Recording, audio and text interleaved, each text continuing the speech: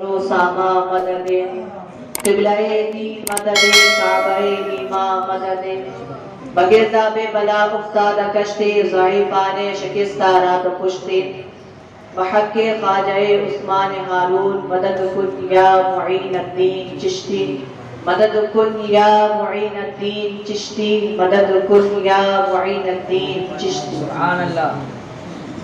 حدیث مبارکہ میں ہے عن انس قال قال رسول الله صلى الله عليه وسلم من صلى صلاة واحدا صلى الله عليه 10 صلوات وحطت عنه 10 خطيئات ورفعت له 10 درجات.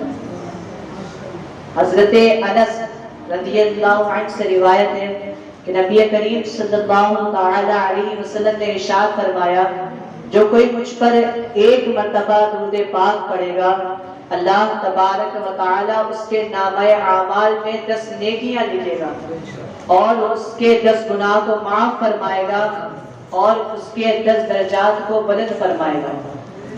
اور دوسری روایت میں ہے عن ابن مسعود قال قال رسول اللہ صلی اللہ علیہ وسلم اول الناس بیوم القیامت اکثرهم علی صلاۃ. حضرت ابن مسعود رضی اللہ عنہ سے روایت ہے کہ نبی کریم صلی اللہ تعالی علیہ وسلم نے ارشاد فرمایا قیامت کے دن مجھ سے قریب سب سے زیادہ وہ شخص ہوگا جو دنیا میں مجھ پر کثرت سے درود پاک پڑھتا ہے. تو آئیے ہم اور آپ ایک مرتبہ اور نبی اور آل نبی کی بارگاہ میں درود پاک پڑھیں. پڑھیں پاک صلی اللہ علیہ وسلم سیدنا شفیعنا مولانا محمد مبارک وسلم صلاۃ و سلام علیک یا رسول اللہ صلی اللہ تعالی علیہ وسلم. علامہ اقبال کا نام آپ لوگوں نے ضرور سنا ہوگا, بڑے مشہور شاعر کے. علامہ اقبال کہتے ہیں کہ عجیب فیض ہے میرے نبی کی محبت کا اقبال, عجیب فیض ہے میرے نبی کی محبت کا اقبال, درود ان پہ پڑھتا ہوں رحمتیں مجھ پہ برستی ہیں, درود ان پہ پڑھتا ہوں رحمتیں مجھ پہ برستی ہیں. حاضرین محترم, آج کی اس بزم نوری میں جس موضوع پر چند کلمات آپ کے گوش و گزار کرنا چاہتا ہوں وہ ہے شان نبوت محمدی صلی اللہ تعالی علیہ وسلم اور سنیت. اہل سنت والجماعت کا نام آپ نے کثرت سے سنا. میں اس وقت یہاں پر یہ عرض کرنا چاہتا ہوں کہ اہل سنت والجماعت کا عقیدہ جس کو عرف عام میں سنیت کے نام سے تعبیر کیا جاتا ہے. حاضرین محترم, ہمارے ایمان کا مرکز و محور نبوت محمدی صلی اللہ تعالی علیہ وسلم ہے.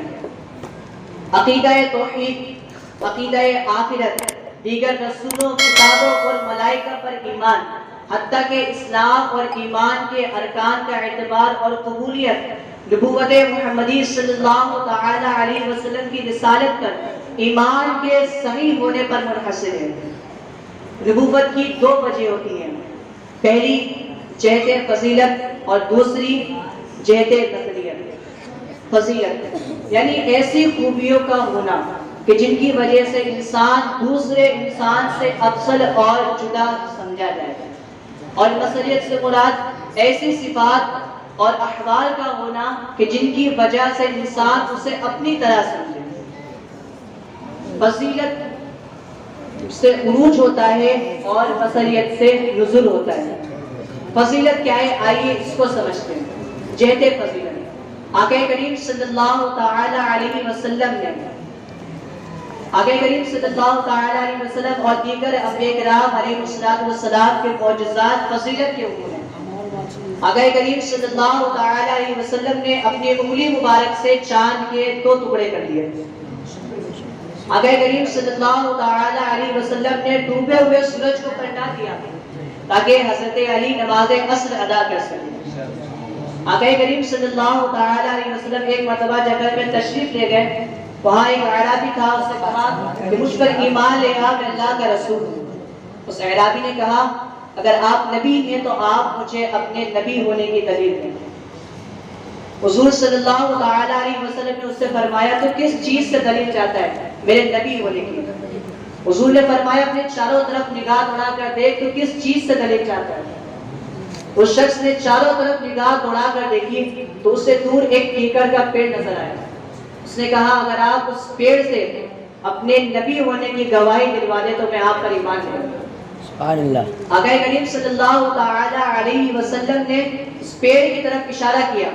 وہ پیڑ اپنی جگہ سے ہلنے لگا اور زمین کو چیرتا ہوا حضور کی بارگاہ میں حاضر ہو گیا اور سجدہ دیا. یہ دیکھ کر وہ اعرابی آپ پر ایمان لے آیا. اس طرح کے بے شمار واقعات جو ہیں وہ فضیلت کے امور ہیں. دوسری وجہ جہت مسلیت کیا ہے، آئیے اس کو سمجھتے ہیں. جہت مسلیت، آقا کریم صلی اللہ تعالی علیہ وسلم نے شادی کی، آپ نے کھانا کھایا، دوران تبلیغ میدان جنگ میں آپ کو پتھر لگے، رخسار مبارک زخمی ہوا، خون مبارک زمین پر گرا. صحابہ کرام علیہ السلام کے ساتھ آپ نے زندگی بسر فرمائی. یہ جو عام انسانی زندگی گزارنے کے مطابق جو زندگی گزارنا ہے، اسی پہلو کو جہت مسلیت کہتے ہیں. اب ایک عام انسان دیکھتا ہے اور خیال کرتا ہے کہ حضور نے شادی کی ہے، ہم بھی شادی کرتے ہیں. حضور نے کھانا کھایا ہے اور ہم بھی کھانا کھاتے ہیں، اور نادانی کے سبب میں یہ سمجھ لیتا ہے کہ معاذاللہ حضور ہم جیسے ہی ہیں. مگر اہل ایمان کا سوچنے کا نظریہ اس سے مختلف ہے، اس سے الگ ہے. آقا کریم صلی اللہ تعالی علیہ وسلم کا وصال ہو گیا ہے تو حضرت سیدنا فاروق اعظم رضی اللہ تعالی عنہ زاروں قطار ہونے لگے اور عرض کرنے لگے یا رسول اللہ صلی اللہ تعالی علیہ وسلم، آپ کا ہم پر کتنا بڑا کرم تھا. یا رسول اللہ، آپ فرشوں پر چلنے والے تھے اور ہم خاکیوں کے ساتھ بیٹھ کر کھانا کھایا کرتے تھے. یا رسول اللہ، آپ عرشی تھے اور ہم خاکیوں کے ساتھ سفر و حضر میں زندگی گزارا کرتے تھے. فضیلت اور مسلیت دو شانیں جمع کرنے کا نام نبوت ہے. جس میں فضیلت ہو اور مسلیت نہ ہو وہ ذات نبی نہیں، اور جس میں مسلیت ہو فضیلت نہ ہو وہ بھی نبی نہیں. اس لیے کہ نبی کے لیے لازم ہے کہ فضیلت کے امور بھی ہو اور ظاہری مسلیت کے امور بھی. آئیے اس بات پہ ایک مثال سمجھیں. آپ کو ایک بڑے افسر سے کام پڑ گیا. سپوز کریں آپ کو کسی بڑے افسر سے کام پڑ گیا، آپ اس کے پاس رات میں گئے، دیر رات آپ نے اس کا گیٹ کھٹکھٹایا اور وہ باہر آیا اور بڑے متکبرانہ انداز میں کہا کہیے کیا کام ہے. تو آپ نے کہا کہ سر اس درخواست پہ آپ کے سائن چاہیے، بچے کی زندگی کا سوال ہے. تو اس افسر نے اس درخواست پر سائن کر دیے اور کہا جائیے یہ وقت آنے کا نہیں ہے، اس سے بے وقت نہ آیا. آپ وہاں سے چلے گئے. واپس آنے کے بعد آپ کے دوستوں نے پوچھا کہ بھائی آپ بڑے افسر کے پاس گئے تھے، اسے کیسا تھا؟ تو اس نے کہا بھائی واقعی بڑا تھی، جیسا سنتے تھے ویسا پایا. گردن اکڑی ہوئی تھی، ماتھے پر بل تھا اور نہ کوئی خیریت پوچھی نہ کچھ. کام کر دیا، آدمی اچھا تھا، کام کر دیا. اب آپ کے ذہن کے اندر ایک بڑے آدمی کا جو ہے وہ خاکہ بن کے وہ تیار ہو گیا کہ بڑا آدمی جو ہے وہ اس طریقے سے ہوتا ہے، بڑا آدمی ایسا ہوتا ہے.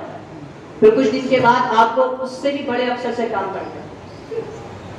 آپ اس کے پاس رات کو 12 بجے گئے، آپ نے اس کا گیٹ کھٹکھٹایا، وہ باہر آیا.